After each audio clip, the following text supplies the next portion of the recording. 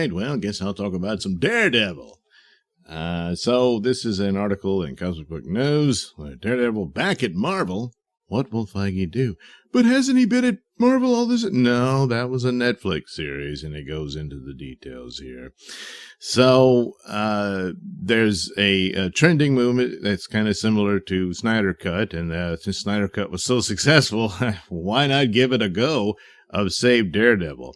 What people want is Charlie Cox's Daredevil, and they wanted to continue with the narrative set by the series, which was the best Marvel television series done. The other Netflix shows, yeah, had a few moments here and there, but most of them were just really dull and boring. But Daredevil was just incredibly good. And just all around, it also is a lesson for, I don't know why this doesn't happen, but DC, you could have had a Batman show all along. And the closest they got, I guess, was sort of like the first season of Arrow before it became silly crap. But Daredevil was better than that. And well, of course, everything fizzled and folded. So, gee, what happened? Yeah, save Daredevil. Oh, please. Take me out of these chains. And there's so many things. It's like, why wasn't he in the Marvel movies? He couldn't even get a cameo or anything. Well, yeah, Marvel was never connected. They said it was. There would be lines and mentions of things that happened in the movies and stuff like that. But it really wasn't. There was a separation between Feige's camp and what Jeff Loeb was doing for Marvel TV. And I think that had to do with a schism between Feige's camp and Perlmutter and stuff like that. And but now Feige's completely in control of all things Marvel, even the comics, which, what are you going to do? I mean, probably just cancel that and farm out the characters to cheap publishers that can produce books for them, and that's about it. Probably DC will have to do something similar. But anyway, that's another story. So he goes through the list of shows that, got scrapped and all that sort of stuff, except for the MODOK series, which is just garbage. But he says Feige likes Goofy for some reason. Yeah, Feige has become convinced that sitcom humor is what saves his superhero universe. So anyway, what does it mean for Daredevil? So he goes through this list here. Feige allegedly canceled the Marvel Netflix shows, which includes Daredevil, because of the MCU coming to Disney Plus. Yeah, allegedly for the purposes of it, because no one ever officially said it. But of course, that is the deal, the split, and Disney Plus is in competition with Netflix, and so they don't want to license their shows to other services because they have their own, and that's the nature of the streaming wars. And so all Marvel stuff will be there, and you won't be able to find it on Netflix. So, but Netflix had their contract for these shows for, I think, 2 years beyond that, and now that's up. So Marvel can do whatever it wants with the Daredevil series, provided they want to continue it rather than just reboot it entirely with a new actor, a new story, and all that. But that's not what the fans want. Agents of S.H.I.E.L.D. ended because of Feige. It had a following. There's people who liked the show. I bailed. I didn't care. It had some good episodes. It did, but yeah. But there again, even with Coulson in it, it's still separate from what the narrative of the movies were. So it was all a bit of a lie, So it didn't. Yeah, you didn't have to watch those shows to understand the movie. So, development of Marvel Hulu shows stopped. Ghost Rider stuff because Feige's scrapping it. And this is all within the works. Now, why? Since Disney owns Hulu, so I don't know. But the Ghost Rider, another character that would have, which was actually one of the popular things that I liked about Agents of S.H.I.E.L.D., that there, could have been a spinoff for that. But, of course, Feige would rather just wipe the slate clean from all those shows. But you're going to have a hard time doing that with Daredevil. Hellstrom dropped the Marvel brand. Showrunner confirmed nothing to do with MCU because of Feige. So that kind of kills a lot of the Marvel fandom interest in the show, doesn't it? Feige fired Jeff Loeb and got rid of Loeb's buddies, the Marvel Comics Creative Committee. Oh, boy. So, he just didn't want anything to do with those guys. Feige now has more power over Marvel than Ike Perlmutter, who seems to be headed to retirement. Finally. Because a lot of Perlmutter's meddling, didn't help anything. That's that. Marvel TV has been rebranded by Feige to Marvel's TV studio. Yeah, so, it's all in-house and all of that. Okay, fine, whatever. But Daredevil has this strong fandom for it, and Charlie Cox's performance and whatnot was excellent. And so it's like, and he's still around, he's still available. So, and then Vincent D'Onofrio played the Kingpin, certainly looked the role and everything, so it was just really cool. And it was a good cast, and I would like to see more of that. And so, you're not going to, what are you going to do that's better, and try to change it around for what? Just to say it's different. He's got to have a different outfit so he doesn't look like that show. But if it's under their control, they can certainly continue it, as is. So Matt McGloin says back in San Diego in 2019, I had conversations with Marvel insiders that said Feige is rebooting Daredevil within the MCU, and also that Heroes for Hire is in the works. So now Heroes for Hire, which would include Iron Fist and Luke Cage, I wouldn't be against those being rebooted because it was just pretty lackluster. But the thing is, would they ever let Luke Cage be Luke Cage? I doubt it, because look what they did to him in the comics. So, yeah, probably not much to get excited for there. For what it's worth, I was also told Loeb is an a-hole and not liked by people within the industry. Well, there's a lot of that going around. We did talk about a what-if scenario involving Charlie Cox returning as Daredevil MCU, where it is said if that ever happens, Finn Jones will be definitely out as Iron Fist. Well, yeah, I think that's a done deal there. But at the time of the 2019 Comic-Con, it also sounded like all the Marvel Netflix characters won't be returning in the MCU, according to insiders. A Marvel insider who worked on New Mutants also said that more of the same, and offered that Kevin Feige is a control freak and only likes to use his own ideas.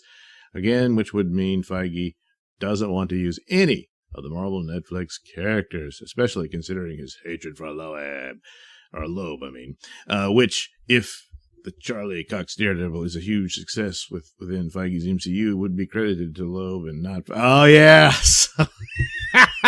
He can never fully get rid of Loeb. Oh, jeez. It's a comic book character decades old. Loeb did not create it, so, good Lord. You see, that's the problem with, you see a lot of infantilism in stories and stuff, and that's one of the many. Never mind. There's a lot of shows. We'll talk about that show. That you just push this, and it's because that's what they are. He's acting like a child. If this is all true, of course. On a side note, regarding Feige being a control freak, Feige recently signed Ryan Reynolds for Deadpool 3 amid rumors returning as... Well, okay, but it was rumors that he could return as Green Lantern, that he was certainly teasing it, and a back and forth with Zack Snyder, and apparently Zack Snyder was really enthused about the idea, but none of that is official, so maybe so. I would have thought he could do both. It would be but now I guess they'll sign him on to where he's a Marvel guy, period, and won't be doing anything for DC. But there again, Deadpool. Now that was from the Fox films and whatnot, but still, how he got rid of the writing staff and everyone that made those films, and brought in a diversity crew. So, well, good luck, Deadpool. We'll see. But if that's the only reason he did it, because Ryan Reynolds was playing with, well, then I'll just go be Green Lantern. And so he brings him in but again, why would, because if he's such a control freak, he would just scrap all of that and do his own Deadpool with a new actor and everything. But he didn't. Why? Because the fan response to Deadpool is so great. So, yeah, his Marvel Zombies. Look, McCloyne took a lot of crap on his own page from weirdo stalkers because he's more of a DC fan than Marvel. There's Marvel stuff he likes. I think he's a big fan of, what is it, the Guardians of the Galaxy series, or no, well, maybe that, and Nova and stuff like that. And but he had a lot of stalkers in the commentary section. It was weird. As one guy would end everything was like, I'll hold you accountable every time, or something like that. Like, you know, like he's Elliot Ness after Al Capone or something. It was absurd. So, yeah, you can kind of understand his attitude.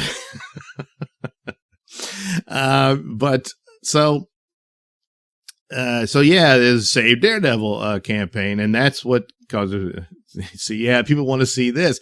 There's the upcoming film where apparently She-Hulk will be Peter Parker's lawyer when he's in trouble because J. Jonah Jameson revealed his identity in the teaser. If you didn't stay through the credits, you missed it.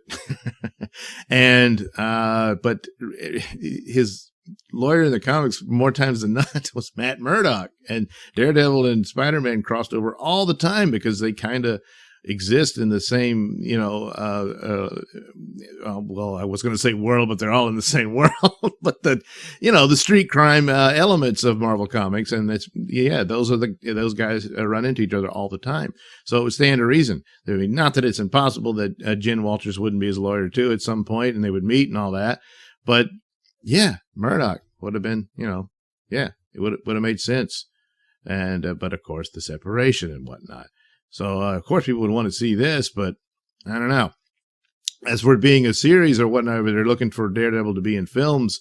There again, he could cross over with Spider-Man. But now, after what the lockdown has done to the theater industry, possibly destroyed it, certainly shrunk it more smaller than it's ever been. Perhaps there'll be more, you know, television-like series for D+. And then maybe even a Spider-Man series. I don't know. And there you could have Daredevil crossover in that. And, guess we'll have to wait and see. Yeah. So anyway, a lot of people joined the Save the Daredevil thing. And you see a bunch of people, all the stuff. Save Daredevil, Save Daredevil. So hashtag Save Daredevil. And what that means is they want this Daredevil, this Charlie Cox version of it, and a continuation of the narrative that was, presented on Netflix, which sticks in Feige's craw, but that's too bad. And so since Deadpool got saved, I guess, is that supposed to be Feige upset? So there you go. I think it is a very high likelihood if the fandom can keep up the pressure, because Snyder Cut certainly worked out well there, and the desire to see Charlie Cox return as Daredevil, and not just have him return, but that whole cast and that narrative fused in to Marvel, and they could do it. If he's just that much of a control freak that he would sabotage what he's got, that's stupid. But the possibility seems there since you've already seen it happen with Deadpool. So keep hashtagging Save Daredevil. I think it might bear some fruit there, and you can get Charlie Cox and his cast back for more Daredevil, and also have him interact with the rest of the MCU as it should have been all along. All right, there you go. Hopefully some potential good news for Daredevil. Thanks for watching and listening. Say, while you're still here, why not like and subscribe and share with your many friends? Yes. Also, check out my mini stores in the link description below. Yes, where you can get t-shirts, hats, mugs, all those goodies with my artwork on them. Oh, yeah. And head over to indieplanet.com and pick up a copy of my comic book, Night Night. Oh, yeah. You can also catch me at my podcast, Mr Nailsin Show, on radiomisfits.com. And you can also watch my videos on BitChute.com and now on Rumble.com. Oh my goodness, so many places to watch me and my stuff. Oh yeah. And if that's not enough for you, well, you can follow me on many social media platforms and say hi to your old pal, Mr. Nailsin.